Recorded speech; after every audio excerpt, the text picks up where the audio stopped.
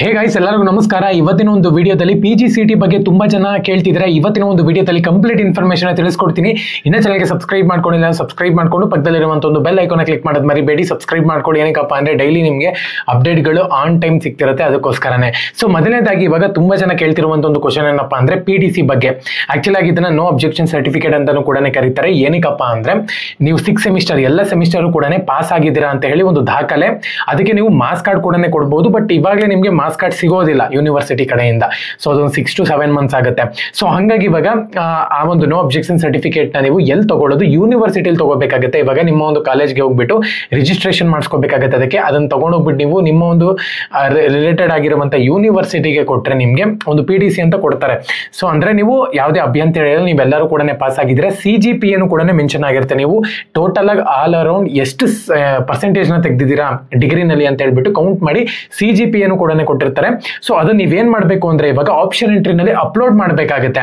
So ಒಂದ್ ವೇಳೆ ನಿಮ್ಮ ಹತ್ರ ಅದು ನೋ ಅಬ್ಜೆಕ್ಷನ್ ಸರ್ಟಿಫಿಕೇಟ್ ಇಲ್ಲ ಅಂತ ಹೇಳೋದಾದ್ರೆ 6 ಸೆಮಿಸ್ಟರ್ ಅಥವಾ 5th ಸೆಮಿಸ್ಟರ್ ಒಂದು ಮಾರ್ಕ್ಸ್ ಕಾರ್ಡ್ ಕೂಡ ಅಪ್ಲೋಡ್ ಮಾಡಬಹುದು ಅಂತ ಹೇಳ್ತಿದ್ದಾರೆ. ಬಟ್ ಅದು ಕ್ಲಾರಿಫಿಕೇಶನ್ ಇಲ್ಲ. ಬಟ್ ಇದು ನೋ ಅಬ್ಜೆಕ್ಷನ್ ಸರ್ಟಿಫಿಕೇಟ್ ನೀವು ಅಪ್ಲೋಡ್ ಮಾಡಿ. ಏನಕ್ಕಪ್ಪ ಸುಮ್ಮನೆ ರಿಸ್ಕ್ ಬೇಡ. ಸೊ ಹಂಗಾಗಿ ನೀವು ಒಂದ್ಸತಿ ಕಾಲೇಜ್ಗೆ ವಿಸಿಟ್ ಮಾಡಿ, ಅದು ನಿಮ್ಗೆ ಯೂನಿವರ್ಸಿಟಿನವ್ರು ಕೊಡ್ತಾರೆ. ಸೊ ಅದನ್ನ ನೀವು ಅಪ್ಲೈ ಮಾಡಬೇಕಾಗುತ್ತೆ. ಮತ್ತೆ ಇನ್ನೊಂದೇನಪ್ಪ ಅಂದ್ರೆ ನೀವು ಆಪ್ಷನ್ ಎಂಟ್ರಿ ಮಾಡ್ತೀರಾ ಅಲ್ವಾ, ಆಪ್ಷನ್ ಎಂಟ್ರಿ ಮಾಡ್ಬೇಕಾದ್ರೆ 750 rupees ಪೇ ಮಾಡಬೇಕಾಗುತ್ತೆ. ಯಾವುದೇ ಕಾರಣಕ್ಕೂ ನೀವು ಪೇ ಮಾಡಿ ಬ್ಯಾಕ್ ಬರುವಂತ ಒಂದು ಟೈಮ್ ನಲ್ಲಿ ಆ ಒಂದು ಆ ಟಾಸ್ಕ್ ಬಾರ್ ಅಂತ ಇರುತ್ತೆ ನೋಡಿ, ಅದನ್ನ ರಿಮೂವ್ ಮಾಡಕ್ ಹೋಗ್ಬೇಡಿ. ಏನಕ್ಕಪ್ಪ ಅಂದ್ರೆ ತುಂಬಾ ಜನ ಆತರ ಮಾಡ್ಬಿಟ್ಟು 750 rupees ಮತ್ತೆ ಪೇ ಮಾಡಂಗಾಗಿದೆ. ಸೊ ಹಂಗಾಗಿ ಕಾರ್ಡ್ ಮುಖಾಂತರನು ಕೂಡ ಪೇಮೆಂಟ್ ಮಾಡಿ ಬೇಗ ಪೇಮೆಂಟ್ ಆಗ್ಬಿಡುತ್ತೆ. ಯಾವುದೇ ಕಾರಣಕ್ಕೂ ಫೋನ್ ಪೇನ ಚೂಸ್ ಮಾಡಕ್ ಹೋಗ್ಬೇಡಿ. ಒಂದು ವೇಳೆ ಸರ್ವರ್ ಎಲ್ಲನೂ ಕೂಡ ಫ್ರೀ ಇತ್ತು ಅಂತ ಹೇಳೋದಾದ್ರೆ, ಏನು ಬಗ್ಸ್ ಇಲ್ಲ ಅಂತ ಅಂದ್ರೆ ನೀವು ಫೋನ್ ಪೇ ಮೂಲಕನೂ ಕೂಡ ಪೇಮೆಂಟ್ ಮಾಡಬಹುದು 750 ರೂಪಾಯಿ.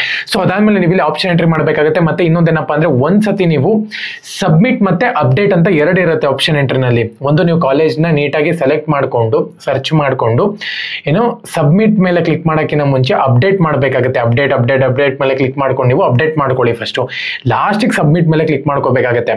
ಓಕೆನಾ? ಅಪ್ಡೇಟ್ ಅಂದ್ರೆ ಗ್ರೀನ್ ಕಲರ್ ನಲ್ಲಿ ಇರುತ್ತೆ ಅಲ್ಲಿ ಆಪ್ಷನ್ ಎಂಟ್ರಿನಲ್ಲಿ. ಅದ್ರ ಮೇಲೆ ಕ್ಲಿಕ್ ಮಾಡ್ಕೊಂಡ್ರೆ ಕಾಲೇಜಸ್ ಆಡ್ ಆಗ್ತಿರುತ್ತೆ ಪಕ್ಕದಲ್ಲಿ. ನೀವು ಸಬ್ಮಿಟ್ ಮೇಲೆ ಕ್ಲಿಕ್ ಮಾಡ್ಕೊಂಡ್ರೆ ಆಪ್ಷನ್ ಎಂಟ್ರಿ ಕ್ಲೋಸ್ ಆಗ್ಬಿಡುತ್ತೆ. ಮತ್ತೆ ನೀವು ಆಪ್ಷನ್ ಎಂಟ್ರಿ ಮಾಡೋಕ್ಕಾಗಲ್ಲ. ಸೊ ಹಂಗಾಗಿ ಇವನ್ನೆಲ್ಲನೂ ಕೂಡ ಗಮನದಲ್ಲಿ ಇಟ್ಕೊಂಡು ನೀವು ಆಪ್ಷನ್ ಎಂಟ್ರಿ ಮಾಡಬೇಕಾಗುತ್ತೆ. ಸೊ ಎಲ್ಲರಿಗೂ ಕೂಡ ಆಲ್ ದ ಬೆಸ್ಟ್.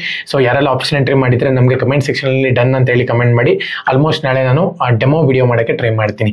ಎಲ್ಲರಿಗೂ ಕೂಡ all the best. Jai Hind, Vande Mataram.